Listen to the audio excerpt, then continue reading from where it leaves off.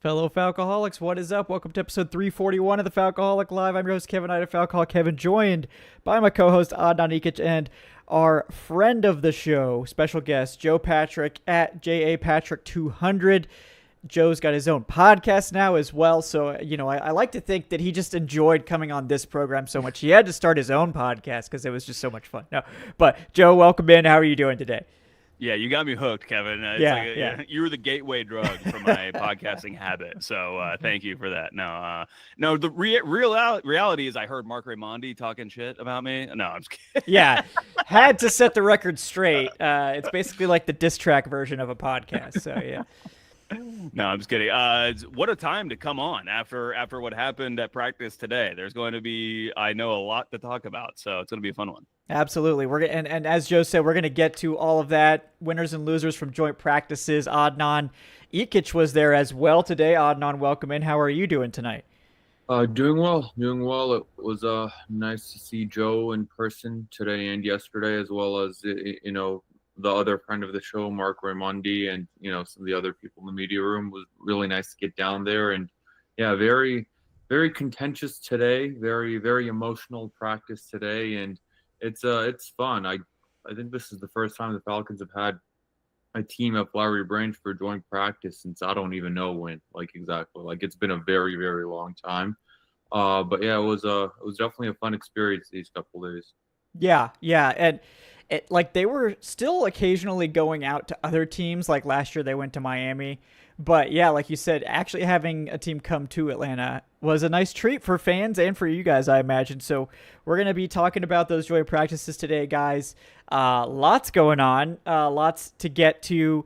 Maybe get to some of Joe's takes from the last bit of training camp and preseason as well, and get you guys ready, of course, for the Falcons' upcoming game against those Titans that they played today. The line per FanDuel on that game right now for you preseason degens, the Titans are favored by 5.5 at the moment, according to FanDuel. So, if you're interested in hitting that, I don't recommend it. But, hey, that's the line. Now. You can't claim that I didn't inform you. But, guys, we're going to get to all that stuff from the joint practices. Lots of cool things to talk about there. Lots of spiciness, like these guys alluded to. Maybe a little bit of a chip on the Titan's shoulder after day one, and it kind of exploded into, I don't know if, Brawl is too heavy, but kerfuffle, I feels like that's not enough. So, we'll have to figure out what the exact right term is. I think Brawl would be accurate. For that Brawl is accurate. Okay. I've been using Brawl today. Okay, yeah. okay. Or just straight up fight. Brawl is, bodies were hitting the floor, guys were pushing, shoving, it was definitely a Brawl. And then after that, there were, more so Scuffles or, something to a lesser extent. But that first one was absolutely a Brawl. It was more intense than the ones we saw with James Pierce a couple of weeks ago, and I use the word Brawl for that one too.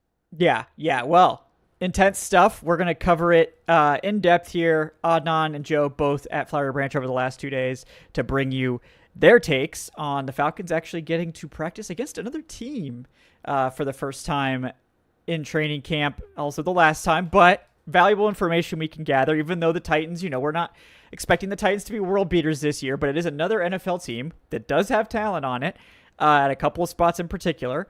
First overall pick quarterback. It's an interesting team. So we're going to talk about it and what we've learned so far from there. Before we go any further, going to get you guys a word from today's sponsor. ZipRecruiter is our current sponsor. Thanks to those guys sponsoring the show.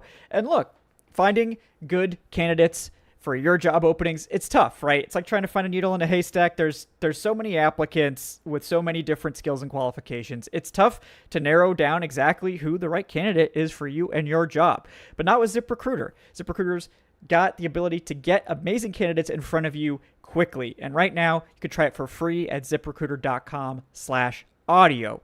Look, ZipRecruiter has special advanced tech in their website that they can use to get you the top talent in the field that's out there looking for jobs and get it in your hands as quickly as possible. They've got powerful matching technology. They've got ways to let you connect with those top candidates as soon as possible. They've got invites to apply where you can personally reach out to the top candidates that are out there before they even see your posting and encourage them to apply even sooner. So ditch the other hiring sites, guys. Let ZipRecruiter find what you're looking for, the needle in the haystack. 4 out of 5 employers who post on ZipRecruiter get a quality candidate within the first day. You can try it for free right now at this exclusive web address, ZipRecruiter.com/audio. That's ZipRecruiter.com/audio. ZipRecruiter, the smartest way to hire. All right. Well, Joe, as our guest, I'll let you get the floor first here, but I think there was a number of really exciting plays, but I don't know if you want to talk about the brawl as you guys described it first, or if you want to launch right into some winners and losers. We cannot bury the lead of the fight. We can't tease it anymore. That's what the people came to see. Anybody who's tuning into this podcast wants to know about the fight. You know what's like, I don't know if it's ironic. Every time I use that word, I get yelled at for it and not actually being ironic, it being something else. But I was kind of situated when the fight occurred was right where Ray McLeod scored on like an explosive play that led, I think, directly to the fight, because it sounds like, according to Penix, there had been some crap talk. I don't know if I can curse. I think I've already cursed on your show it's fine. so far. It's fine. I'll try to keep it. Okay. But they've been chirping from the Titans prior, and then Penix hits this big shot play to Ray McLeod. For what I think was a touchdown, but they actually ruled him down. But I was standing right in front of it, so I'm like, "Oh, big play!" And I immediately look down at my notebook, and I'm like, 9. I'm like making my shorthand notes for what happened on the play, and then the next thing I kind of hear a commotion, and I look up, and there's just a mass of humanity. I see Jesse Bates on the field. That's what confused me. Is like Jesse Bates was out there, and he should have been on the other field. He comes running over from the other field. Yeah. He's just watching. So there's 2 parallel fields at Flowery Branch, and so on the sidelines in between, you had the Titans defense the Titans offense and the Falcons defense kind of together. So anyone that was on the Falcons defensive sideline that wasn't on the field was spilling out onto the field where the brawl was taking place, which is why Jesse Bates was out there. But and I actually did not even know what happened. At that point, I was putting on my reporters, had to go ask other people about what did you see, in the situation. But Adnan, did you get a better look at what actually happened than I did? No, Joe, I was actually standing just a few feet away from where you were, and it was the same. It was the same as for you. I was writing out the tweet of Ray McLeod's touch. I'm calling it a touchdown. I called it a touchdown. So that he would have scored in a real game. He's a tough runner. Yeah. He would have gotten through. They roll him down at the one. It's all right. He would have scored that. They two-hand touched him. Yeah. So I'm I didn't even have a chance to fire off the tweet when I look up and I just see just bodies and I'm just shoving and pushing. It was definitely the most intense convergence of players throughout the entire training camp. I know we had a couple a few weeks ago, but I'm with you. I didn't even know that it was Michael Penix who was in the middle of it until much later on. Same. Because so the thing is, most of us I feel you would have had a much better look if you were on the sideline, off to the side. The thing is, most of the media members were right in front of the hill, where the 40-second game clock is near the goalposts. And the reason for that is, like Joe mentioned, there's 2 different fields. There's parallel fields. On this field, you have the Falcons offense against the Titans defense, and at the exact same time, you have the Titans offense going up against the Falcons defense. So the only way you can feasibly see both things happening at the same time is if you're at the very tail end of the end zone. So yeah, it was, I saw Matthew Bergeron in there, and I assumed, I'm okay, I guess Matthew Bergeron is the instigator. He's the guy that was in the middle of it. I didn't even know it was Michael Penix until later on. And then it's I would have made a much bigger deal about it on Twitter had I known it was Michael Penix in the moment.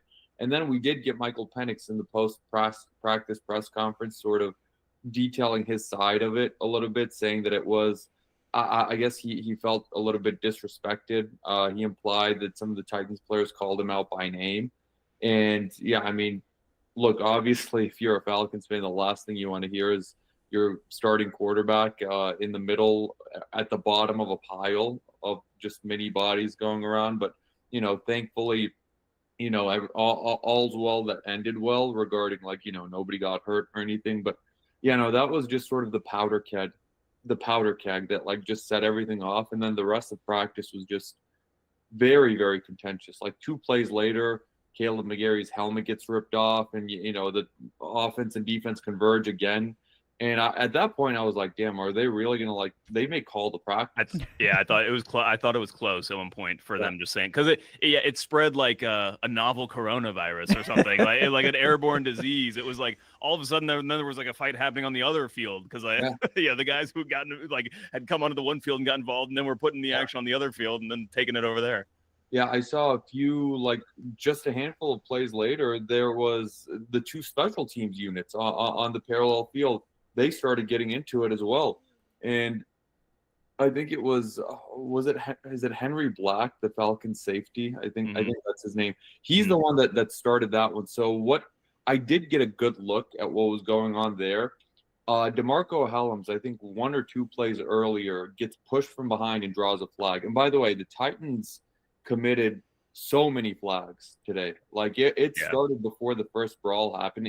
I wrote it up in my notes afterwards that it sort of felt like the Titans came in with that concerted effort of, we're going to be the instigators, we're going to be the aggressors, we're going to, it doesn't matter if we're flagged, like we're going to be very aggressive because that they had a very poor practice yesterday. I feel like they felt like probably they got a little bit punked in yesterday's practice, and they came out here saying that wasn't going to happen today. So, there were a lot of flags. There was, a lot of laundry, a lot of early hits. So in this instance, DeMarco Hellams, who's a gunner on the punt coverage unit, he gets beyond his man and he gets pushed from behind. DeMarco Hellams draws the flag and he ends up limping off the field. He ended up being fine. DeMarco Hellams is okay. But then the next play, Henry Black, same thing, gets beyond his man, gets pushed from behind, another flag flies, and then he takes some exception to it, turns around. I didn't see who the Titans player was, but then he shoves him. There's some more pushing. There's some shoving.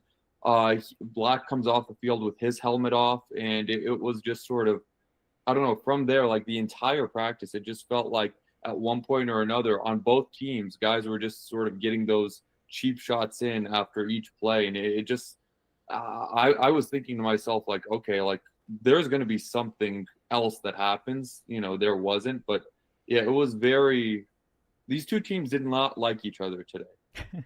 Yeah. I mean, I think it's like, it's part of that time of year thing. It's like, I'm so tired of practicing. I want to go hit someone, and like, players are starting to do that now, and it's going to cause problems. And it seems like you're right. I mean, after reading all the reports from yesterday, I think Falcons fans were probably feeling pretty good, and I imagine the team had a similar reaction. They're feeling pretty good about where they're sitting after that. Probably let the Titans know about it as well.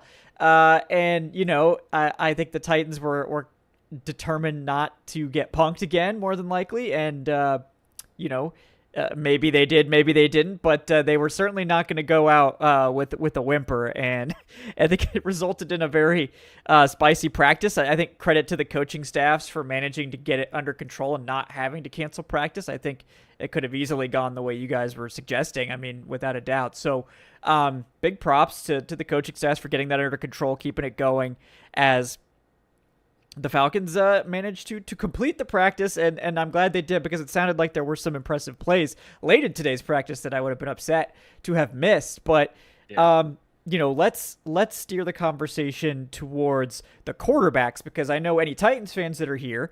Can I add one more? Absolutely. There was one more incident. I don't know if you saw this, Adnan, but at some point after this happened, they were in red zone, or maybe it was even before, actually. Maybe it was leading up before. But anyway, there was one moment where they're in red zone. I think they scored on a run play or something. For some reason, Chris Lindstrom had ended up kind of right in front of us on the left side of the field, even though he's the right guard. And he was jawing with somebody. You could see somebody jawing with him. And I'm watching this situation. I'm like, is Chris Lindstrom, the pros pro, actually going to start a fight right here? Because it was like he was like being antagonized basically. Like it was like one of those situations. And Lindstrom, you could see him kind of like his helmet kind of, you know, like he's jawing back and forth. And Lindstrom, he kind of puts his hands back, and I'm like, oh, is he about to shove this guy? Which I think is gonna happen. Lindstrom just puts his arms up for the signaling the touchdown, which the Falcons had just scored. And then I thought him doing that was going to, you know, trigger the Titans guy to go off on him, but fortunately they made it out. Yeah, I mean, I saw another play where Tyler Algier scored with the second team, and it was Brandon Parker, the backup tackle. He pushed Ali Gay. The Titans, I think he's their linebacker, their interior defensive lineman. And, you know, he gives him a shove, and Gay, like, gives him, like, a little, like, push back. And then I think he thought of, like, going further. Yeah. And then Parker just looked at him and just started, like, shaking his head no. And it's, like, from there that it, like, calmed down. But, yeah, I mean, that was sort of the vibe, like, the entire day after that brawl.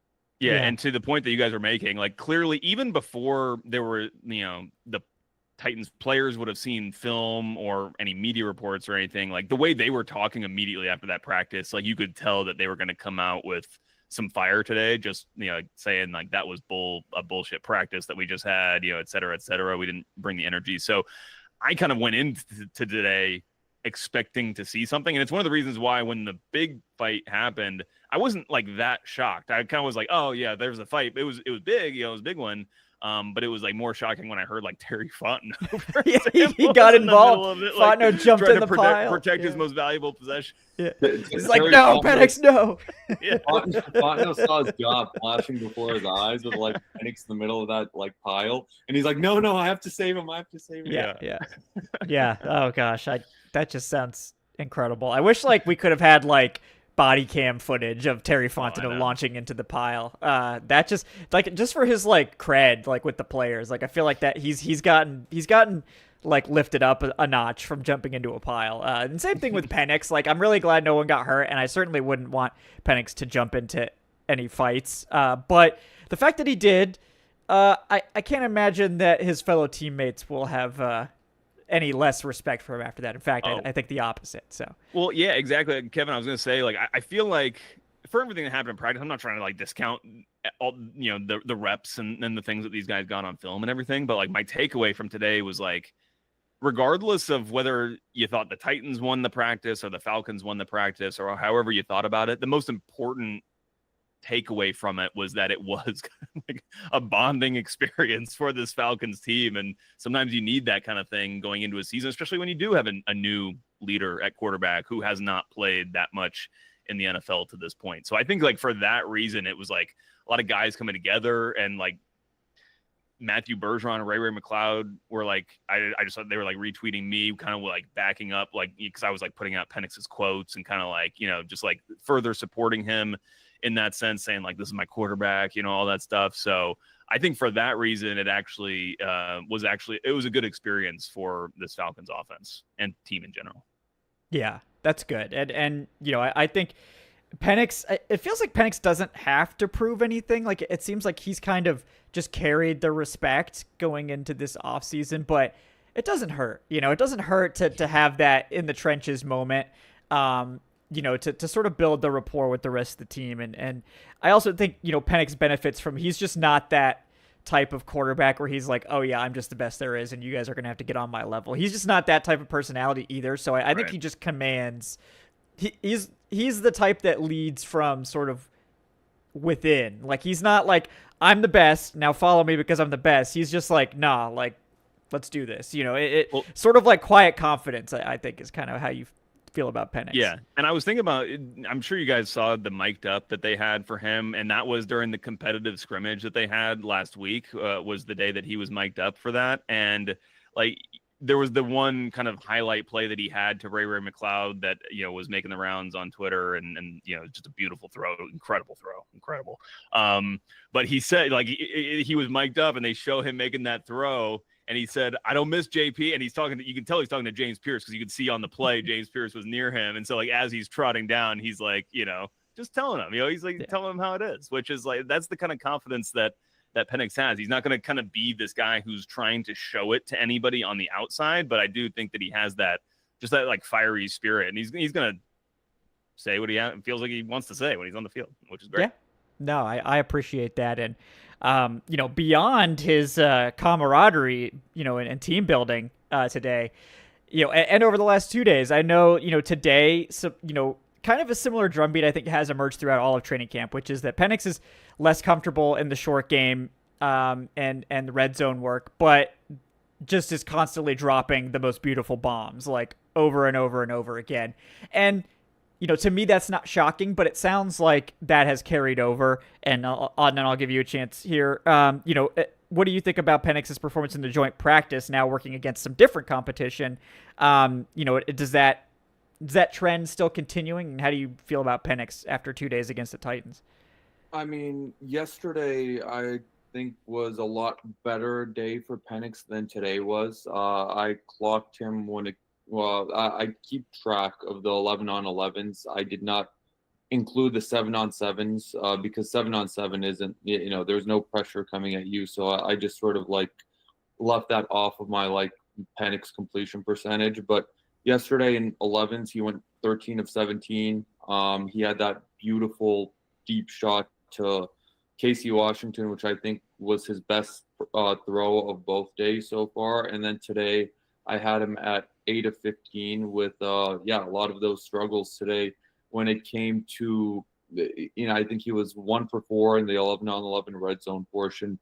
One of those, granted, was a drop by Drake London. But yeah, I mean, when it comes to the short stuff, he was missing his receivers, over their heads. And then he had a couple of really, bad short arm throws to Drake London where it ended up bouncing in front of London when he was open. But yeah, I feel like it's sort of exactly what we've been getting from Penix so far in camp and what we were sort of seeing at the end of last season during the games themselves where, yeah, like you said, the deep stuff is wonderful. I think Penix is going to be one of the best deep bombers in the NFL this year. I think he's going to have one of the most accurate deep balls in the league, but that was never the question with Penix. It was never even the question with Penix coming out of the draft. The question was, those, field touch passes that are more short to intermediate. And yeah, I mean, it was a bit of an issue today. I can't really sugarcoat it. Yesterday was better, but it is going to be something where we haven't really seen Penix master that throughout training camp. The hope is that, he will get better at that throughout the course of the season. But yeah, right now it's sort of with Penix, it's what you see is what you get. And with Penix, it's sort of, exactly what we've been seeing throughout all of camp. And that still does remain a bit of a struggle. Yeah, and that has been the consistent drumbeat, and I think, we're still hoping, obviously, to see that improve because I think otherwise it's likely that we will get that inconsistency in the games too, and I don't think that's necessarily going to stand in the way of the Falcons' offense, but I think it could easily affect this offense's consistency, and I think the consistency will be important against good defenses. You can't afford to just deep bomb at every play. Sometimes, if defenses do want to play cover 2 against you, you can't just lean on Bijan every time. You got to be able to hit some of these short and intermediate passes. So, Joe, do you kind of feel the same way about where Penix is right now? Yeah, I do. It's going to take him, some time. And again, I think some of this just comes down to getting those game reps and just getting those experiences, which Penix didn't have a lot of. And I even think that when he was playing last year, I think he was still playing in an offense that was built for Kirk Cousins and frankly, the limitations that Kirk Cousins had with regards to, in particular, play action usage or lack thereof, for example. And so, I think that it's just going to take some time for him to develop that stuff. And you can only progress so much in practices, and ultimately you're going to have to kind of go through the game experience and understand that, break it down on film afterwards, but also be talking to your receivers in games to figure it out. But I think the thing that gives me confidence in Penix is just that he does just seem very professional in working these things out, and he is a good teammate and he's communicative with his guys. And so it might not be perfect from the start. I don't expect it to be, frankly, off the start. but I think that they'll get there. And I think that just ultimately with Penix, he's going to provide such high value plays. Like I wouldn't be like, I think that he'll probably throw his fair share of, bad interceptions, whether it's him taking a shot or, an unscouted look where he just doesn't anticipate something. We saw that kind of happen, or a miscommunication like he had in that Commanders game last year where he was just on the different page with a receiver or whatnot. But I think ultimately he's going to be able to provide so many of the extremely high value plays. I think that those are just going to ultimately outweigh whatever struggles that he goes through. And you hope that the struggles that he does have, he's able to, work on those and progressively get better as the season goes on. Yeah, I think that'll be important. And, again, this is a guy that's played 3 games. So some inconsistency is not only perfectly normal, but it should be expected. Like, it's very rare that you see a guy like I think a lot of people are looking at Penix and we're getting into like Mahomes taking over territory where it's like, oh, well, he's just going to come in and be a franchise quarterback, and just be elite right away. And it's like, other than Patrick Mahomes and maybe like Jaden Daniels just kind of hitting it right out of the gate, CJ Stroud too, to some extent. And even CJ Stroud, we've seen struggle with inconsistency in year 2. So, it's complicated, and these guys it's not just a straight line. And we should probably, again, temper your expectations for just how, Penix probably is going to finish in that 10 to 15 range of quarterbacks. And some weeks he'll be like the number 1 quarterback or close to it, right? Some weeks he'll be like the number 20 quarterback or he'll just have a bad game. I have been really impressed. One thing that I do want to mention before we move on to other players, he does seem to take good care of the football. And it's not that he doesn't test or take shots, but his placement, I feel like when he misses safely. It's either it's typically he's dirting it, maybe not intentionally, but it's too low and therefore the defender doesn't have much of a chance for it, or it's far over and sort of out of bounds and therefore it's also safe. And when he misses the deep shots, he's typically throwing it kind of high. It feels like it's high and just out of bounds. So it's sort of weirdly safe over. If you're gonna miss out of bounds or something, and he does seem to do a good job with that. His placement is pretty good. When we're talking about some of this kind of short intermediate, or not even intermediate, I think he's actually pretty good in some of the intermediate throws. Some of the stuff that he's shown, like the connection with Drake London. I know that was a big question about can he hit Drake in that intermediate between the numbers type throws. I think especially these last couple of weeks, he's been showing a lot more of that. But I think it's very interesting to compare him to Kirk Cousins because Kirk Cousins is very good. They play quarterbacks so differently. Their arms are so different. Their strengths, what they're great at, is very different. And Kirk's arm is just so noticeably less impressive than Penix is. Just watching the ball come out and the velocity and all that. But Kirk is, he just completes all these passes. It's he's just always connecting, even though it looks very unimpressive at times. But that's the kind of thing that can keep the chains moving. And yeah, Penix is just, he's just different in that way. And it's just particularly interesting that you have those guys juxtaposed, kind of going back and forth in practice. Yeah, I had Kirk at 10 of 12 today, and it's 8 of those are those short passes, but he just sort of lulls the defense asleep with the short pass, and then he gets them over their heads. He's just so, yeah, it's just, he is the veteran quarterback. It's just the consummate veteran professionalism. But yeah, with Penix, I know that I'm the one that's beating the drum right now, on Falcons Twitter about why are they not starting the starters in the preseason? And I'm carrying the pitchforks and the torches when it comes to that. But one of the big reasons is I genuinely think Michael Penix is one of the quarterbacks in the league right now who would probably benefit most from getting some of those live reps in over the course of these next couple of preseason games. And yeah, I mean, it sounds like that's not going to happen. He's definitely not going to play on Friday. I completely doubt that he's going to play next week.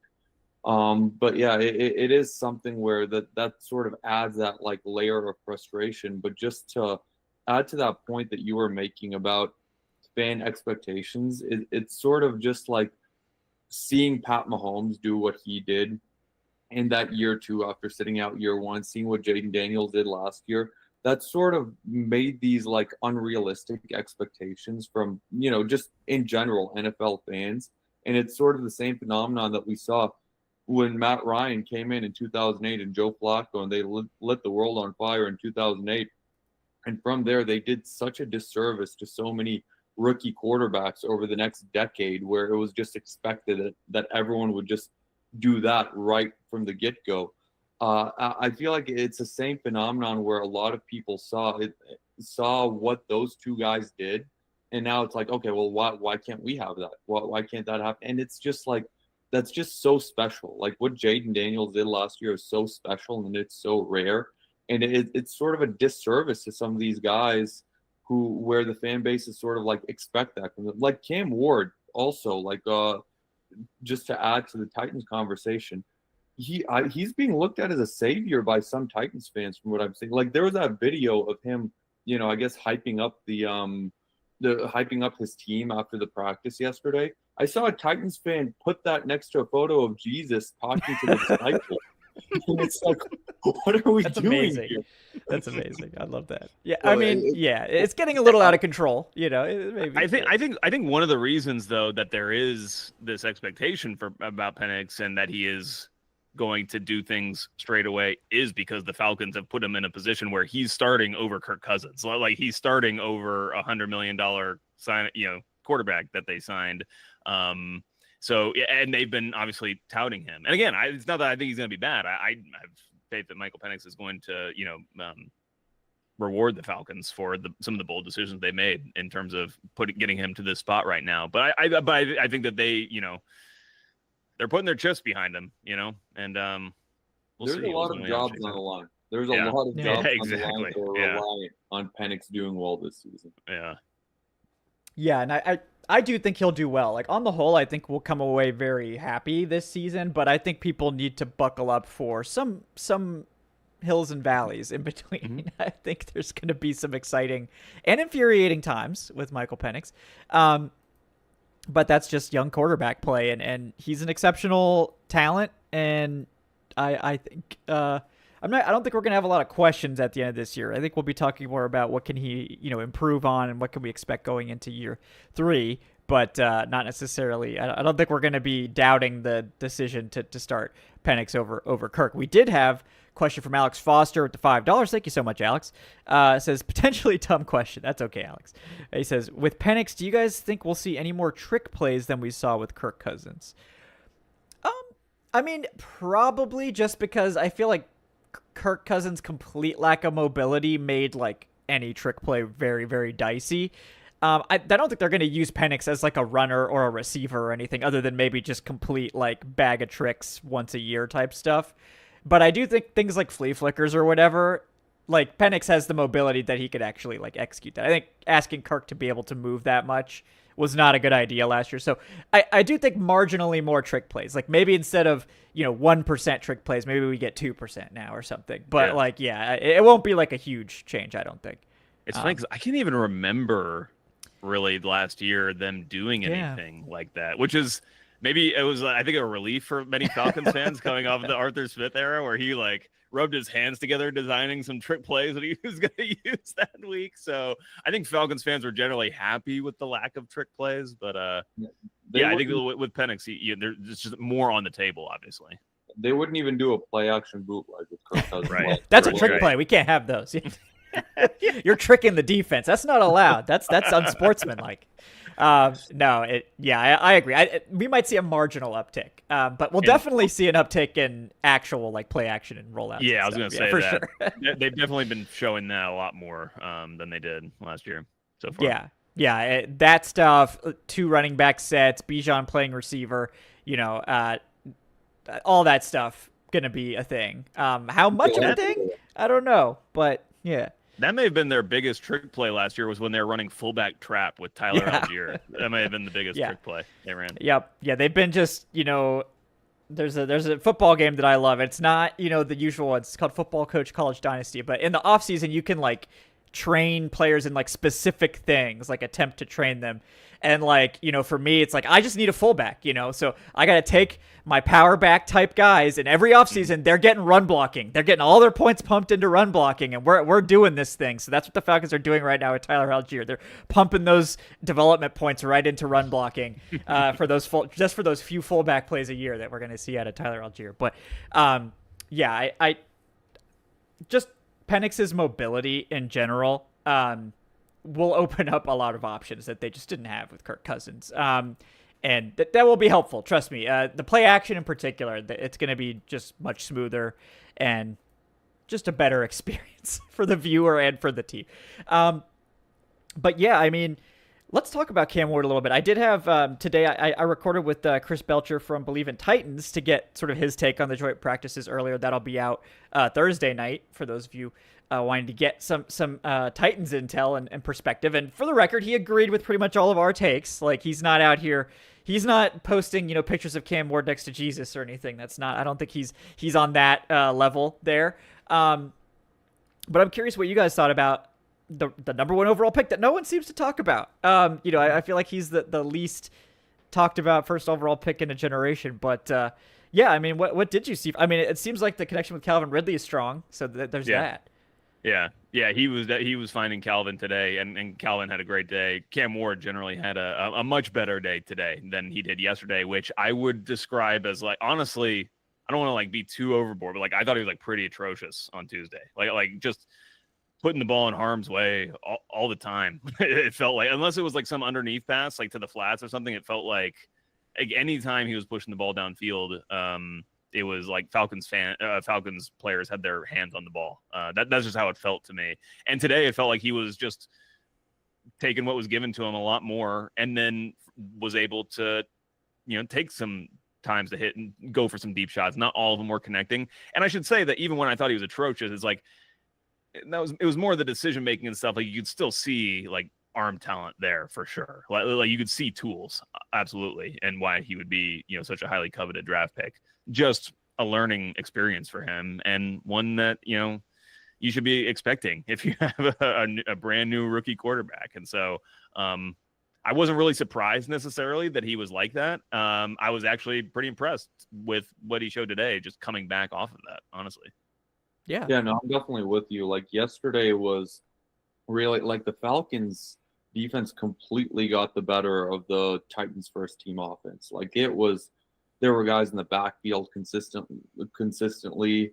Ward looked like he was just a tick too fast. Like, he looked very, very under stress. And yeah, like you said, he put the ball in harm's way. I don't think I saw one like deep pass in 11-on-11s completed. I think he got one to Ridley in 7-on-7, but that was sevens. And then he obviously threw the two picks, one of which was just right into the chest of Mike Ward. Like, I feel like that was his most accurate pass of the day, right into Mike Ward's chest. Like, there was not a single receiver around. Yeah. And then the last pass, Terrell batted it up. Jesse Bates got it, and it would have been a pick six in that last 11-on-11 drill. But no, I'm with you. I feel like the mental makeup is very impressive with Ward. It feels like he really, just to bounce back from that and to look better and to not come out rattled after yesterday was very impressive. Because like you said, like, that was one of the worst quarterback performances I've seen on that field since Desmond Ridder, like, a few years ago. Like, it was it was really bad. Well, I was thinking about that, and like, even Ridder would not have. I feel like even Ridder wasn't like throwing the ball. Like, Ridder was just not throwing the ball downfield. Like, he was just like taking every single check down possible, and sacks and stuff. But and maybe the Titans coaches were like, we don't want to see the checkdowns. Throw it. Like, I don't know. I'm trying to give him the benefit of the doubt, but because it was that bad. It feels like the only thing they really got going was those flat routes, and then those shallow crossing routes over the middle. It felt like the Falcons had a difficult time covering those, but even those were just like, just a few yards. Mm-hmm. But yeah, I mean, today he had the very long touchdown pass to Calvin Ridley. Ridley completely burned AJ Terrell in one-on-one coverage. Gets the ball, points at Terrell, like, behind him, scores the touchdown, goes over to the fans, and I think someone reported, he said, like, do you guys remember me or something like that. Calvin Ridley was really talking his shit, during practice and then after practice as well. He went to a Titans reporter and said, oh, we won, like, cover that. I mean, I would disagree that they won. Like, One is a strong take, but yeah, yes, okay. strong take, but you can tell, like, Calvin Ridley was feeling the emotion a little bit being back in Atlanta. We know the history when it comes to Calvin Ridley. And I mean, yeah, Ridley looked good. I think Calvin Ridley is going to have the best season he's had since leaving Atlanta. I don't want to say career year because he had that one really, really like incredible year here where he had like over 1,300 yards. I feel like that would be very like high expectations. But I mean, yeah, Ridley's going to be a legitimate number one receiver from Ward. But I mean, Ward wasn't without his mistakes today too, particularly at the very end, his last pass of the day, in that little 1 minute drill that they give to each quarterback. Looked like Brandon Dorlus got into the backfield, got him under pressure, and Ward tried to throw it away, but he did not get enough on the ball to throw it away. It ended up like still being close enough to the sidelines for D. Alford, who was the only player within the vicinity, to make a great play on it. I mean, caught the ball, tapped his toes. Falcons defense won that play, won that series. It was ruled an interception. Alford, who had a really strong day today as well, had another pass breakup in the red zone. So, that's just one of those sort of rookie mistakes where, Cam, if you're going to throw it away, you have to like fling it. Like you cannot leave that like up to chance. But yeah, I mean, that's just one of those like, young mental, he hasn't even taken a professional snap yet in the regular season. It's just one of those mental errors that he's going to, fix. And I doubt that he ever really does that again. But yeah, I mean, it was an impressive bounce back for Ward. The Falcons secondary still, got their victories as well. Like there was still plenty of pass breakups, but it was a night and day difference from yesterday. Yeah, that's what it sounds like. And I think the defense, smothered things on day one, which you love to see. In day two, a little bit more back and forth. But I think the consistent thing, and you guys definitely mentioned it, like the Falcons secondary was just all over receivers. There were lots of pass breakups. There were several interceptions, most of them obviously yesterday. But, Natrone Brooks seems to be very involved. Unfortunately, we did, hear that Kobe Bryant's going to be week to week with a hamstring. That is very bad for his chances of making this roster, unfortunately.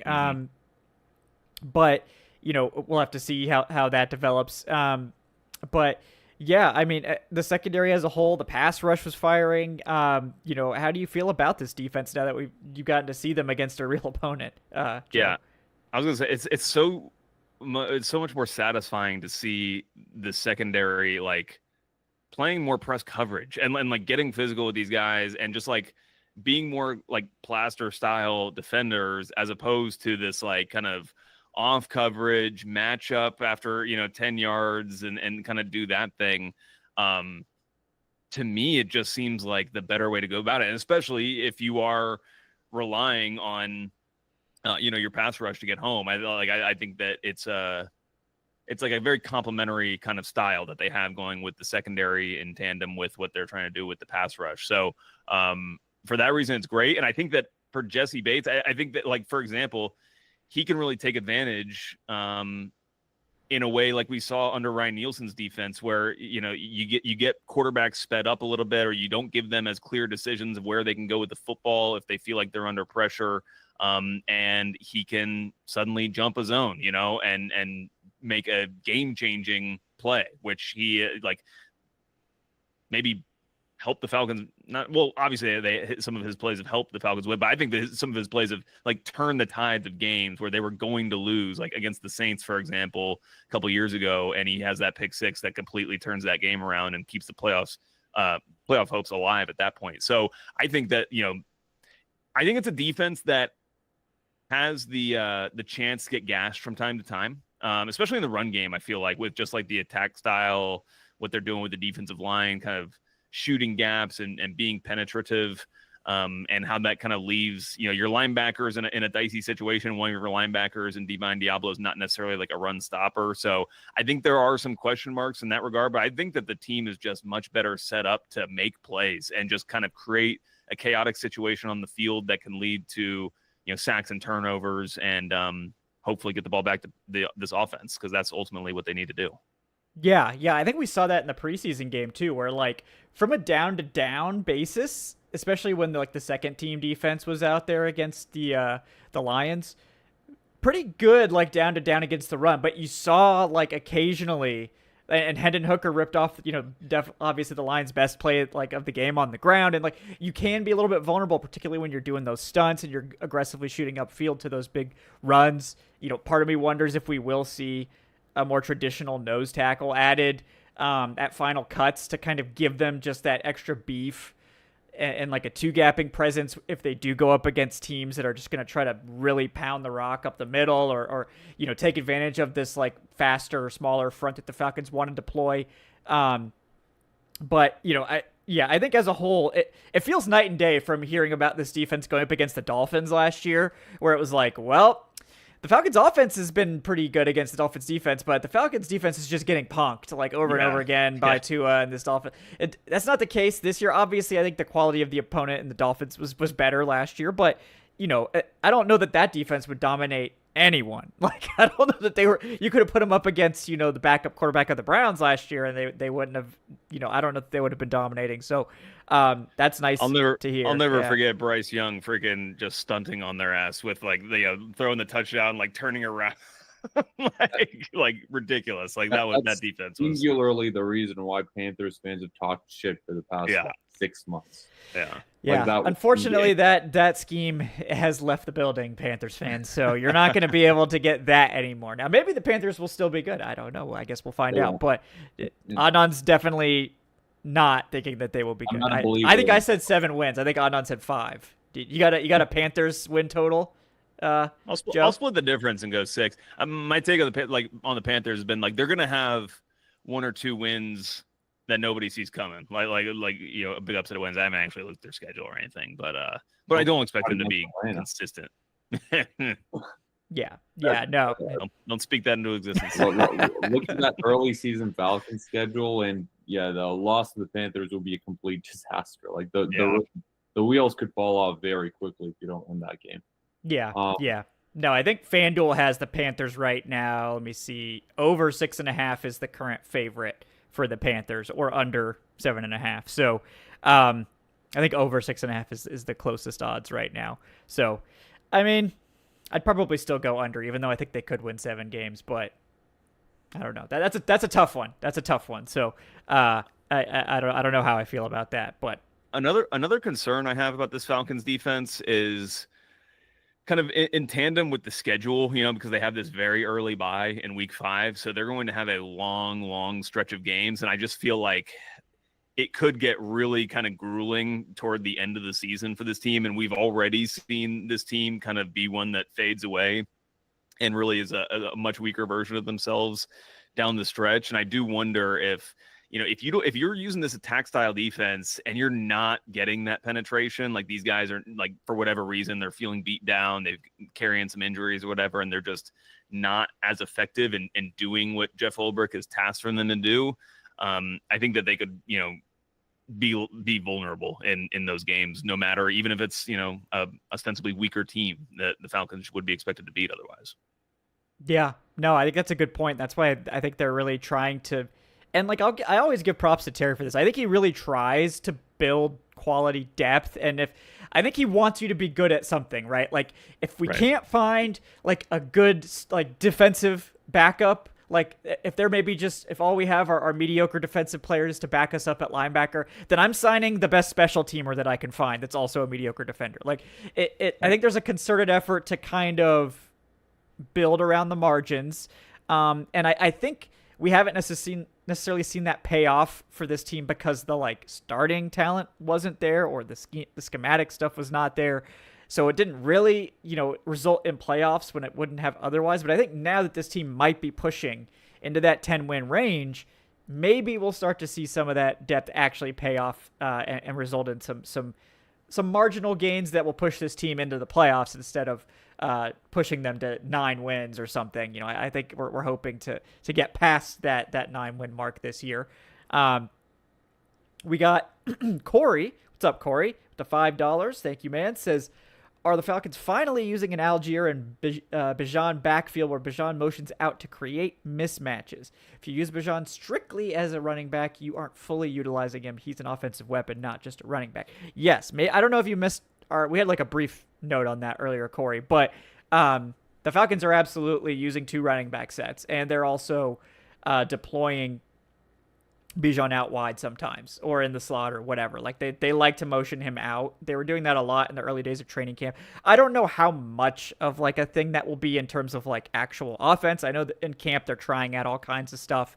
Like we saw some of those packages in the past, you know, when Atlanta was here, and the team yelled at me when I tweeted about them. But you know, I didn't have credentials this year, so hey, they can't get mad at me for saying it. But I just was a fan watching on the Hill, so you know, hey, I'm just reporting what I saw. So yeah, exactly. I was actually talking to Michael Petrie yesterday, the Falcons running backs coach, and you know, it feels a little different to me, Bijan, this year versus last year. I don't know if you guys remember last year, the talk with him in training camp was about how they were going to kind of go more back to basics with him. He talked about kind of being a Christian McCaffrey style running back, and just in terms of being like let's run the ball first. Like let's get this ground game going first and foremost above everything else, because his rookie year, you know, Arthur Smith wanted to use him in all these different ways. I think partially to preserve him physically, you know, knowing that he didn't want to just like throw him in, just get him beat up in a team that was good, but not, you know, that, you know, had, I think, a longer time horizon. They felt like there was a longer time horizon there. And anyway, Petrie, he's made it sound like they are kind of now starting to put a little bit more onto the plate, just in terms of that diversity of how they can use him, start to get maybe more back to some of the elements of what he was doing his rookie year. I don't think it'll go to that extent, because that was like, he's like running like quick slants from like the a wide out. I don't know if they'll be doing that kind of thing. But I do think that they are going to try to diversify how they can use him. Yeah, and they are using a lot of motions in general. And I saw one of the Titans reporters was really sort of noticed it with Bijan, especially yesterday, where, yeah, the Falcons are sort of sending Bijan Robinson everywhere, like around the formation, just to sort of, you know, open things up and to get the defense to react before the play. And I mean, that's something that it's a Sean McVay foundational like philosophy of, like, Sean McVay is like one of the like guys when it came to, you know, motions, like, into this day, like the Rams, I think, still motion more than anyone else like in the league. And of course, Zach Robinson came from that tree, and he came from, you know, that philosophy. So yeah, it's gonna be a lot of motions out for everyone, like for the Falcons. And I mean, we saw that last year. We saw Kirk Cousins have issues with that, you know, last season. It resulted in a fumble in week 1. We spoke with Penix about it early on in training camp, and he said that it's a lot of similar concepts that he saw at the University of Washington. So it's not something that should be an issue for him. But yeah, like in general, to answer the question, yeah, I feel like they're going to really use, you know, Bijan as that sort of chess piece before, you know, the ball is ever snapped, to really, you know, open things up and to make the defense a little bit more vulnerable. Yeah, I agree. I think the Falcons will want to do that it'll be a really easy way to see if they have man coverage, you know, to see if a linebacker rolls out or not. You know, and it will also force teams, I think, to decide or possibly challenge some coverage rules, like, because they might be fine with a linebacker covering Bijan out of the backfield, but if he goes out wide, I imagine there's probably someone that's supposed to pass him off to a safety at that point, unless you want your linebacker going out there. So that it could create some stresses or some mistakes, you know, if teams have to suddenly make a decision there. And these are pro defenses, but again, there's, as we saw with Jimmy Lake's defense a lot last year, there's a lot, sometimes there's way too many rules and guys do get confused. So it can, and the more dilemmas you can give guys, the better. So yeah, I mean, I think this is, ultimately, I wasn't there, but based on your reporting, both of you, I feel good about how the Falcons performed in these practices. Is that kind of what would you say Falcons fans should take away overall, Joe, from the last couple of days? Yeah, no, I think it was definitely a successful joint practice session. And, again, it's the Titans. They were the picking first overall in the NFL draft last year. So you would maybe expect the team to be the more talented team, at least with the pieces that you have. But I just think that it's exciting to see this pass rush. Like, I think it kind of in tandem with what we saw in the preseason game with Arnold Ebiketie, looking really clean, really good. And all the guys basically like creating turnovers, getting their hands on the football, knocking it loose. When you take that and add it to what they were able to do in some of these practices, and not even just the joint practices, but just in general, what we've been seeing from these guys, it's really exciting on that side of the football. Not necessarily, again, that they're going to be some great defense, but that they're at least going to be able to create plays that just change the dynamic within games when it's needed. And with Penix and the offense, it's like I think that you are seeing some of the things you wanted to see in terms of the usage of play action, connecting with Drake in those intermediate zones, especially in the middle of the field, because we saw how accurate Penix can be to the outside. So to see him complete a lot of those on the interior, and then, he's still hitting these big shot plays. So I think that, what we expected from this offense, we're generally seeing, which we expected a lot of this offense. And I think we are seeing a lot of what we hoped. Yeah, no, that's what I've been taking away. So I'm glad I'm on the same page there. Adnan, you feel sort of the same way? How are you feeling after these two joint practices? Yeah, absolutely. I feel like it was successful. I think the Falcons, if you take both days into consideration, the Falcons came away with it. The winners, if you want to like pick a who won, who lost type thing. I'm very relieved that the defense actually did perform well these couple of days. Like, I would be worried right now if the defense was just getting diced up by Cam Ward the last couple of days, because at the end of the day, like, Ward is a rookie quarterback, and I know that he had praise for his receiving core these couple of days, saying that they could be a top 5 receiving core in the league, but let's be honest with ourselves. They have Calvin Ridley and then not much else. Like Tyler, the ghost of Tyler Lockett is their wide receiver too. And I think they have Van Jefferson, old friend Van Jefferson, on the depth chart as a slot wide receiver. And then on the other end, they were missing L'Jarius Sneed both days, who is their top cornerback, which sort of let Drake London really get loose. But overall, like, I'm very happy that the team sort of took care of business these 2 days, because it's something that we haven't really seen from the Falcons these past few years, where there are those games where they do plays, quote unquote inferior opponents. And I do think that the Titans will be a worse football team than the Falcons this year. And they don't always get the job done. So it's a good sign that they sort of got the job done both of these couple days. And it's as much relieving to me as it is exciting, at the very least, when it comes to the defense and the offense, honestly. Yeah, no, that's great. I appreciate that. I think the expectation for fans going in should have been that the Falcons will look better, but there's always that fear, and it's a very familiar fear, I think, to most Falcons fans, where it's like, we should win this, but like, I can't trust these guys. I can't trust this team. So that's what I felt a little bit on Tuesday morning. I was like, man, if they get punked by this Titans team, I don't know what the hell I'm going to talk about tomorrow. Thankfully, we didn't have to go down that road. So that is the first good sign so far, that the Falcons haven't betrayed our trust yet.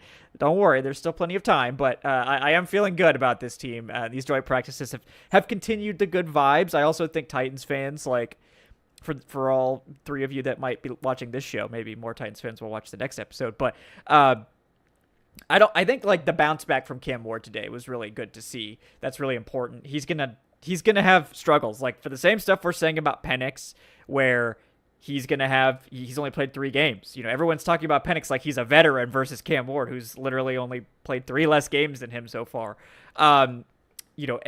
There's going to be ups and downs. There's going to be inconsistencies. There's going to be growing pains, more so for Cam, because, again, he hasn't had a year in the NFL to kind of season himself. So the fact that he was able to bounce back, make adjustments, and have a much better second day, even against the Falcons defense that none of us are really sure how good it will be, maybe. So I'm kind of feeling maybe league average right now, which would be good. Like, for this, that would be good for us at this point.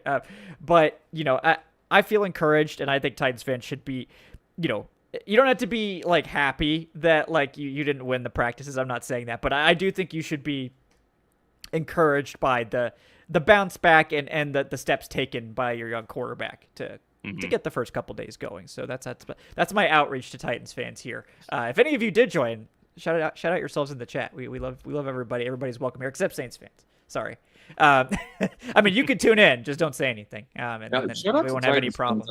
I've had a lot of good interactions with Titans fans on Twitter the last couple of days, and just very, very cool fan base in general. And yeah, I definitely wish their team a lot of luck. I have nothing against the Tennessee Titans. I think Cam Ward is going to be a very good pro in this league for a long time. And yeah, I mean, I know being a Hawks fan, last year we had a number 1 overall pick that just like nobody has talked about in Zach Risashe. I can sort of empathize where you had the number 1 pick.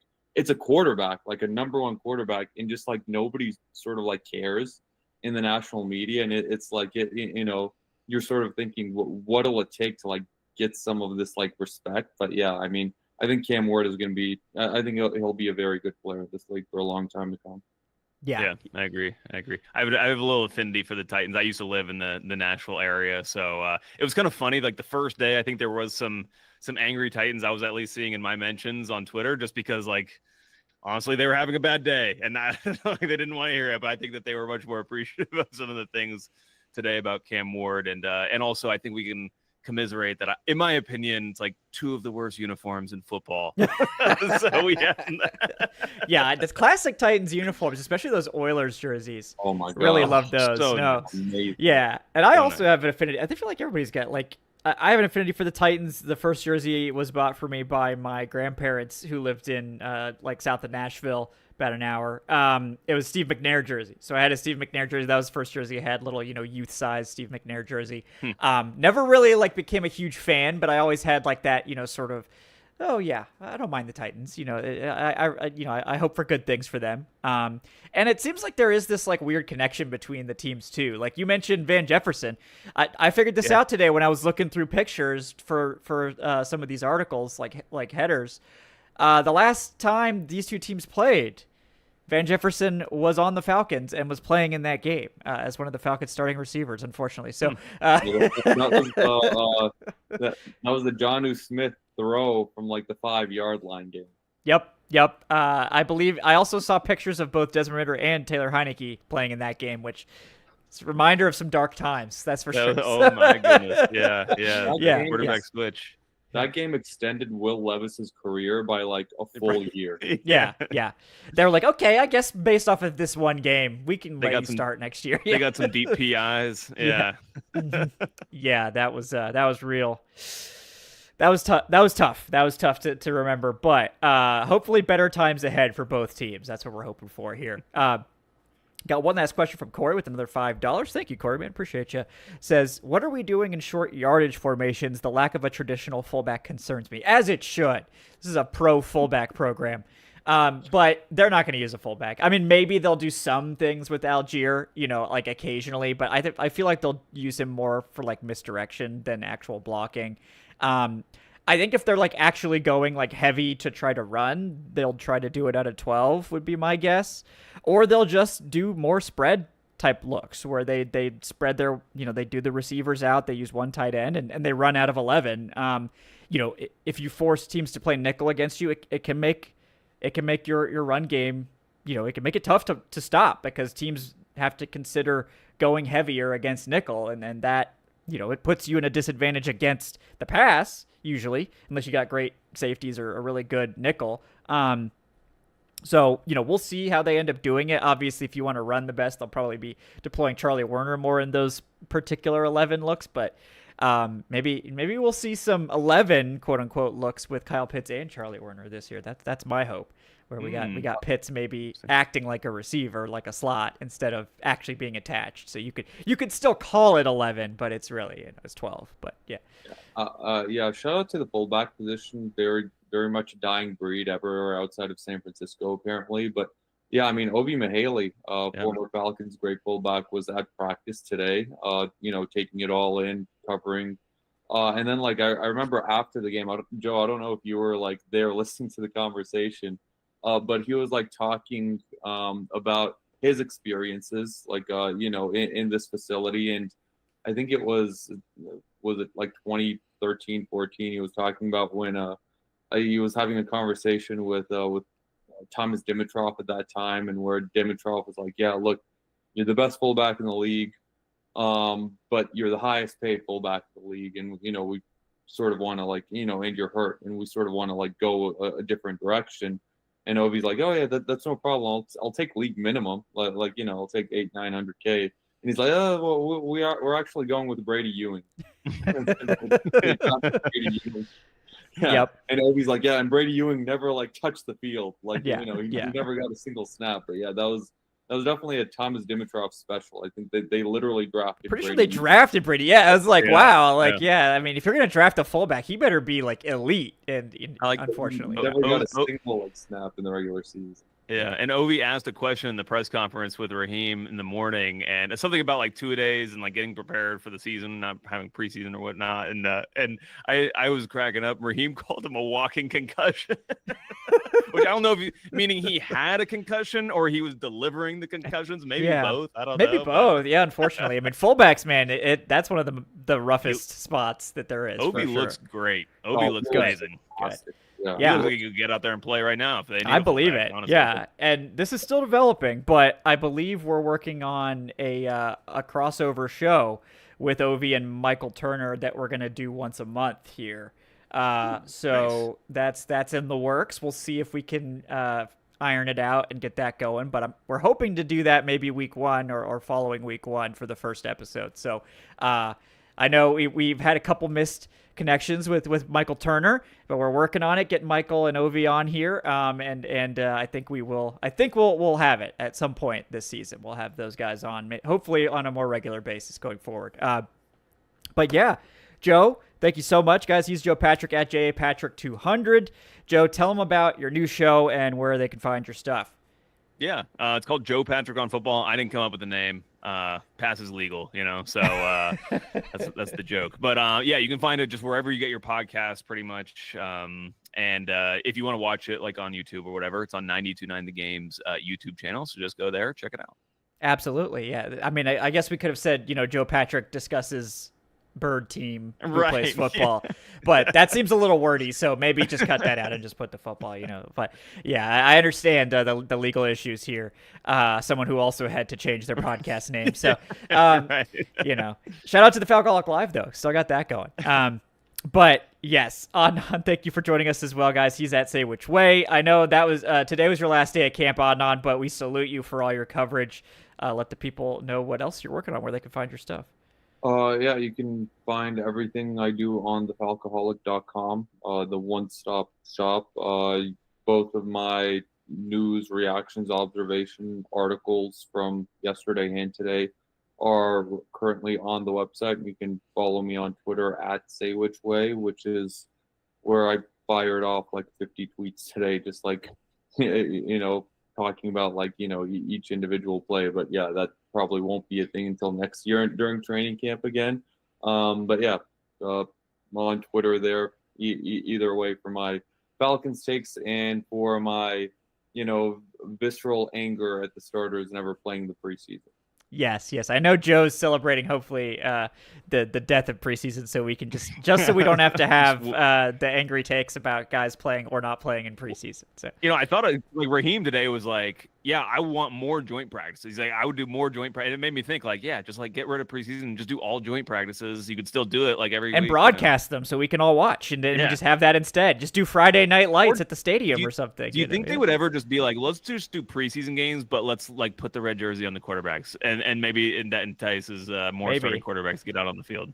Maybe. I mean, yeah, I think they got to do something. And obviously when we add this 18th game, which we all know is happening sooner or later, and what, they're probably going to, I think the players union's really going to push for that second bye week. If the players union is functional at that point, which apparently it hasn't been for years now.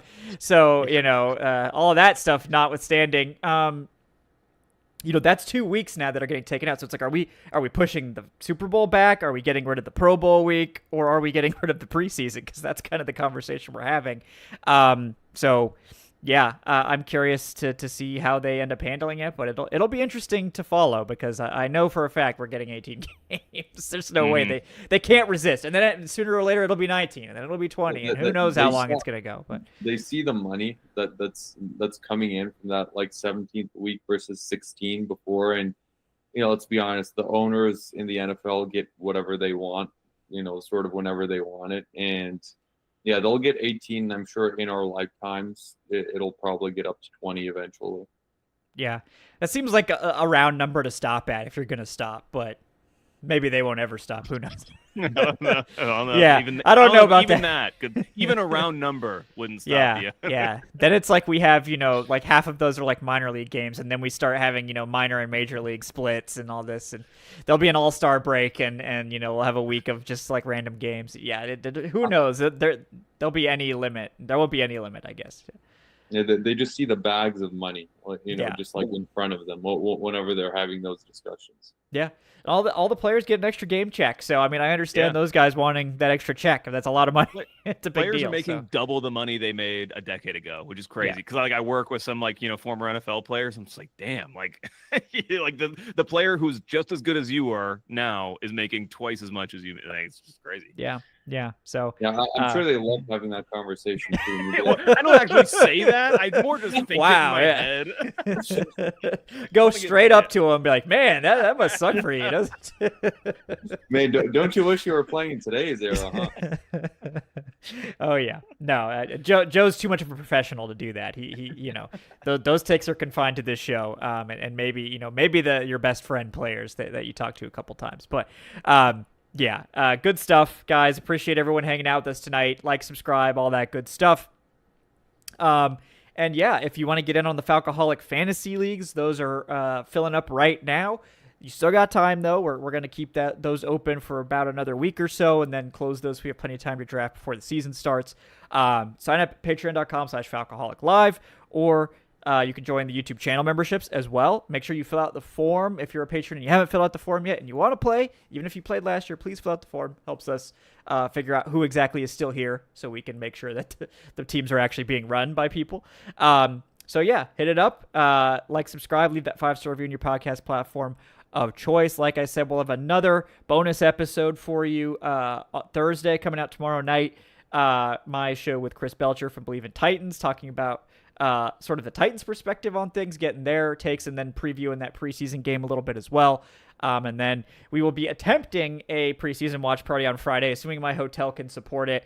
If it doesn't, we'll probably maybe do like a podcast or something starting in maybe like the third or fourth quarter, and just kind of give our thoughts on the game briefly to give you guys some kind of content. If and maybe I can upload that slowly over multiple hours if the internet's that bad. But we'll try to get you guys something from the preseason game. And I believe we'll have Alan Stirk joining us as well on Friday, so looking forward to that. But guys, after this preseason game, we just got one more to go, and then we'll be just a couple weeks away from the 2025 NFL season. It's exciting times. Thanks for hanging out and surviving the offseason here with us on the Falcoholic Live, Dirty Birds and Brews. Thanks again to FanDuel and ZipRecruiter for sponsoring tonight's episode. We will see you guys next time.